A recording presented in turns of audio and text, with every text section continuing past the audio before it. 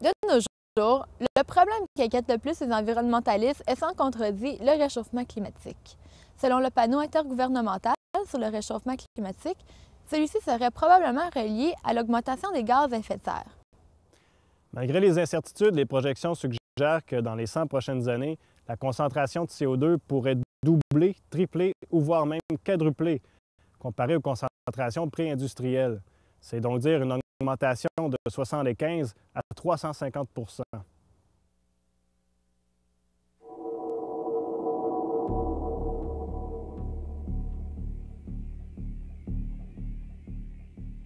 La température annuelle moyenne au Canada est aujourd'hui environ 1 degré Celsius plus élevée qu'au début du 20e siècle. Le 20e siècle a enregistré les plus fortes températures. La plus chaude décennie revient aux années 1990. En 1998, les températures moyennes ont été de 2,4 degrés plus élevées qu'à la normale. Été 1999, le ministère de l'Environnement de l'Ontario a émis 5 avis sur la qualité de l'air, couvrant au total 9 jours, dont l'un des plus précoces jamais émis en mai. Ottawa a connu 26 journées chaudes de plus de 30 degrés Celsius, comparativement à une normale annuelle de 12 journées. Le 29 juin 2001, la ville de Toronto a émis sa toute première alerte de chaleur, mettant en garde contre un risque de mortalité plus élevé à cause de la chaleur. L'été 2005 commence par le mois de juin le plus chaud de l'histoire et enregistre un nombre record de journées de smog.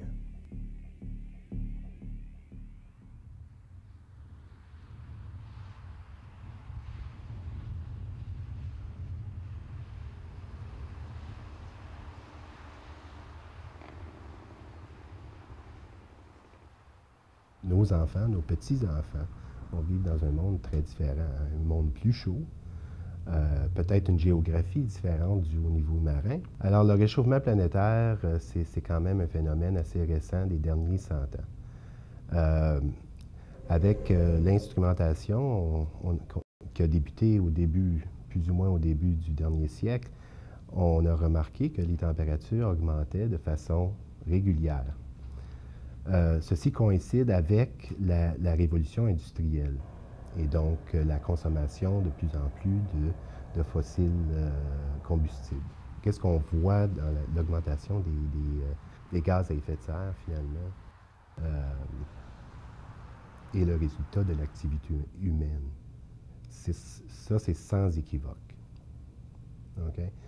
On le voit dans les carottes de glace. On le voit dans les carottes marines, on le voit dans plusieurs données indirectes, que les niveaux de méthane, les niveaux de dioxyde de carbone, des oxydes d'azote ont augmenté de façon incroyable. Ces niveaux-là sont présentement à des niveaux qu'on n'a jamais vus depuis au moins 400 à 600 000 ans. Et alors, ce lien entre les gaz à effet de serre qui finalement servent à réchauffer la planète sont à des niveaux extrêmement dangereux. Le réchauffement planétaire des derniers 100 ans a résulté en une augmentation d'environ plus 0,7 degrés Celsius. Ça, c'est à l'échelle planétaire. Ça peut sembler très peu, mais c'est énorme si l'on considère une planète en entière. Dans les régions nordiques du Canada, par exemple, on a vu des températures telles que dans le delta du Mackenzie augmenter par plus de 5 degrés durant la même période de temps. Et donc, il y a des variations régionales qui font en sorte que les effets du réchauffement planétaire sont plus importants dans certaines régions que d'autres. Toujours selon le groupe d'experts intergouvernemental sur l'évolution du climat, les impacts du réchauffement en Amérique du Nord se traduiront par des épisodes de canicule et de smog plus intenses. Pour faire le smog, ça prend deux choses. Ça prend des émissions polluantes, mais ça prend aussi des conditions météorologiques qui sont propices à la formation de smog. Donc, si on parle de smog typique, ça veut dire le smog de Los Angeles, qui était très bien connu dans les années 70. Ça prend des émissions d'auto, des émissions des usines, mais aussi ça prend le soleil.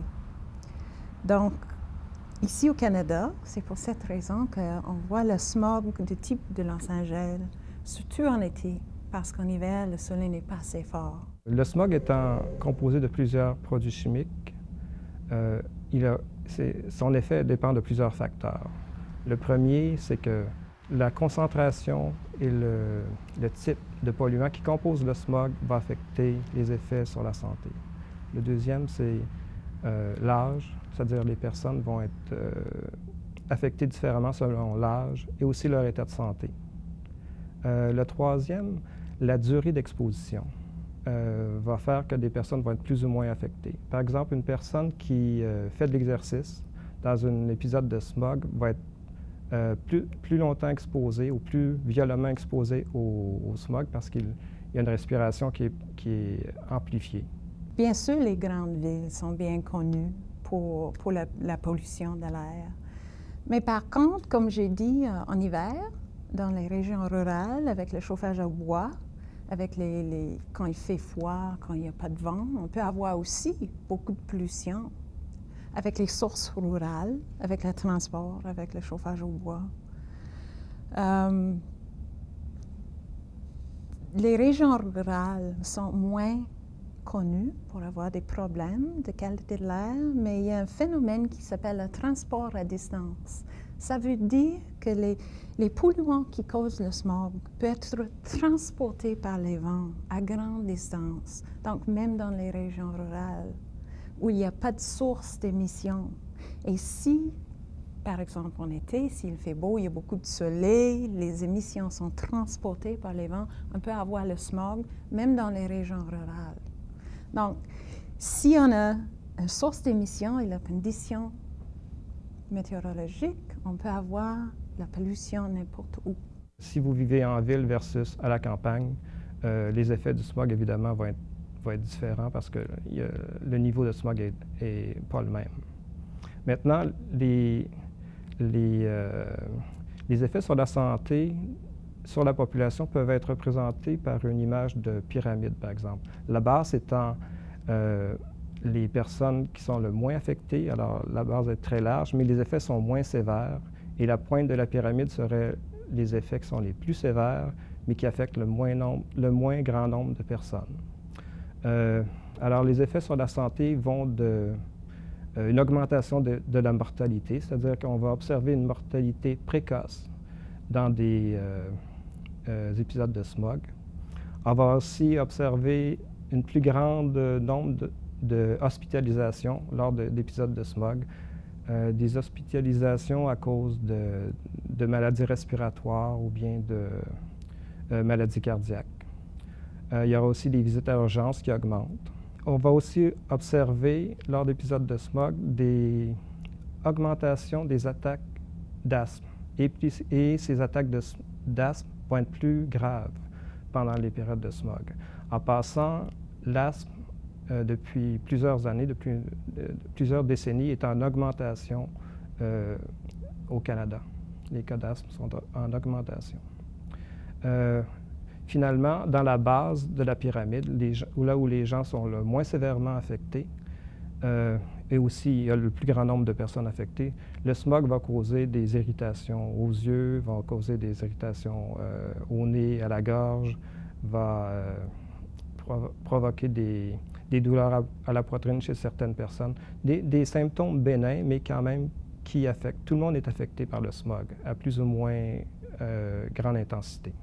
Les personnes qui sont le plus à risque, évidemment, c'est les personnes qui souffrent déjà de maladies cardiaques.